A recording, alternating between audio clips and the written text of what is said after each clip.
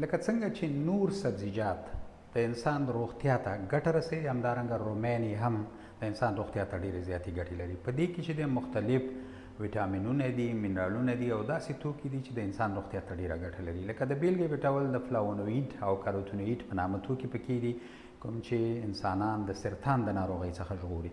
د دې ترڅنګ د لایکوپین په نامه یو توکی پکې دی، کوم چې د وینې په رګونو کې د غوړ د راجمع کېدو مخنیوی کوي او په دې شکل باندې د زړه د حملې او د مغزي سکتې شونتیا یعنې امکان چې دی کموي. همدارنګه په دې کې مختلف ویټامینونه دي، لکه ویټامین سی کوم چې د انسان د بدن دغه د ساتنې قوه د میکروبونو په وړاندې چې دی پیاوړې کوي او بیا سړی زر زر نه ناروغه کېږي.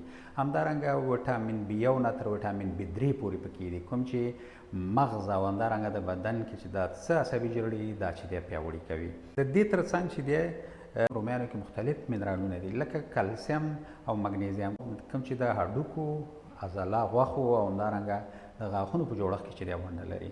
همدارنګه پوتاشیم او سودیم پکې دی، کوم چې د وینې فشار چې دی نورمال ساتي، په زړه باندې بوج کموي، د بدن اوبه ساتي، بدن د غوښو او اعصابو د دندې په ښه کولو کې چې دی ونډه لري. د زنک په نامه توکی پکې دی، کوم چې پوستکی ساتي، همدارنګه د ویښتانو او د نوکانو ساتنه کوي، یعنې بیا د انسان ویښتان زر زر نه تویېږي. یعنې د شکر ناروغانو دپاره وایي رومیان ښه دي، ځکه چې دا شکر چې دی نورمال ساتي.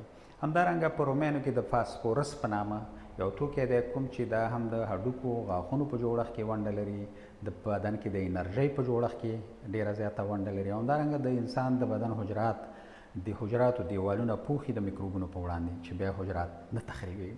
رومیانو کې د بلشتو په نامه یو توکی دی چې دا د کولمو او همدارنګه د معدې حرکات زیاتوي او د قبضیت چې دی مخه نیسي. سبزیجاتو په موسم کې د رومیانو څخه هم ګټه پورته کوي، یو خوا خپلو خلکو ته او د خپل هیواد اقتصاد ته ګټه رسوي او د بلې خوا خپلې روغتیا ته ګټه رسوي.